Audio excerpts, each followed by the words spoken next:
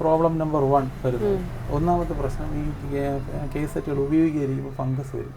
Fungus വന്നു പോയി കഴിഞ്ഞാൽ ഇത് സ്റ്റിക്കി ആയിട്ടിരിക്കും. ഇത് ഒന്നിനു മേളിൽ മറ്റൊന്നെന്നുള്ള നിലയിൽ ഇത് ഫിലിം ചുറ്റിയാണ് വെച്ചിരിക്കുന്നത്. അപ്പോൾ ഈ ഫംഗസ് കയറിയിട്ട് ഇതങ്ങ് ഒട്ടിപ്പിടിച്ച അവസ്ഥയിലിരിക്കും. ആ സമയത്ത് ഇത് പ്ലേ ആകത്തില്ല. ഇനി പ്ലേ ആകാൻ ശ്രമിച്ചാലും ഈ ഹെഡിലൊക്കെ പറഞ്ഞിട്ട് VCRൻ്റെ ഹെഡ് ഡാമേജ് ആവാൻ സാധ്യതയുണ്ട്, ഫിലിം ബ്രേക്ക് ആവാൻ സാധ്യതയുണ്ട്. അപ്പോൾ പിന്നെ ഈ ഫംഗസിനെ റിമൂവ് ചെയ്യുക എന്നുള്ളതായിരുന്നു പിന്നീടുള്ള ശ്രമം. ഫംഗസ് റിമൂവ് ചെയ്യാനായിട്ട് എല്ലാവരും പണ്ട് കാലത്ത് ഉപയോഗിച്ചിരുന്നു. അപ്പോൾ ഈ സമയത്ത് തന്നെ മറ്റ് പല പഴയ ടെക്നീഷ്യന്മാരുടെ അടുത്ത് ഞാൻ പോയി ഓരോ സംശയങ്ങളൊക്കെ ചോദിക്കുമായിരുന്നു. അപ്പോൾ ചിലർ പറഞ്ഞുതരും, ചിലർ പറഞ്ഞിരത്തില്ല.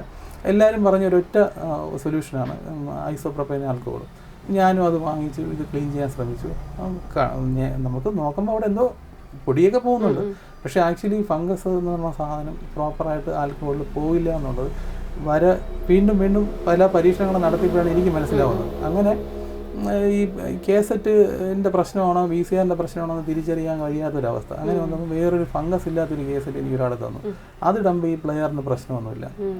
ഈ ഫംഗസ് ഉള്ള കേസറ്റ് ഇടുമ്പോഴാണ് പ്രശ്നം. അപ്പം പ്രശ്നക്കാരൻ ഫംഗസ് ആണെന്ന് മനസ്സിലാവുകയും പിന്നെ ഈ ഫംഗസിനെ കുറിച്ചിട്ട് ഡീപ്പ് സ്റ്റഡി ചെയ്ത് എന്താണ്. പിന്നെ ഇതിൽ ഞാൻ പഠിച്ചതിൽ നിന്ന് മനസ്സിലാക്കിയൊരു കാര്യം എന്ന് പറഞ്ഞു കഴിഞ്ഞാൽ നമ്മുടെ അന്തരീക്ഷത്തിലുള്ള ഹ്യൂമിഡിറ്റിയും മോയ്സ്ചറൈസറിനെയും ഡിപ്പെൻഡ് ചെയ്തിട്ടാണ് ഈ ഫംഗസ് ഡെവലപ്പ് ആവുന്നത്.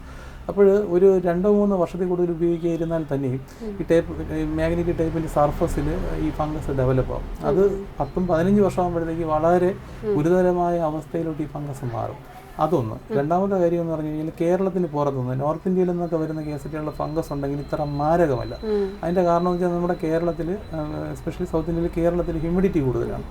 അപ്പോൾ ഹ്യൂമിഡിറ്റി കൂടുന്നത് കാരണവും ഇങ്ങനെയുള്ള പ്രശ്നങ്ങൾ, അതാണ് അതിൻ്റെ മെയിൻ പ്രശ്നം. അപ്പം കേരളത്തിൽ നിന്ന് തന്നെ നമ്മുടെ കൃത്യമായിട്ട് പറയുകയാണെങ്കിൽ നമ്മുടെ കാസർഗോഡ് ഭാഗത്ത് നിന്ന് വരുന്ന ഫംഗസിൻ്റെ നേച്ചർ വേറെയാണ്. തിരുവനന്തപുരം, കൊല്ലം, പത്തനംതിട്ട ഭാഗത്തുള്ള ഫംഗസിൻ്റെ നേച്ചർ വ്യത്യാസമാണ്. അപ്പം ഒരു സൊല്യൂഷൻ കൊണ്ട് ഇത് ക്ലിയർ ചെയ്യാൻ പറ്റത്തില്ല.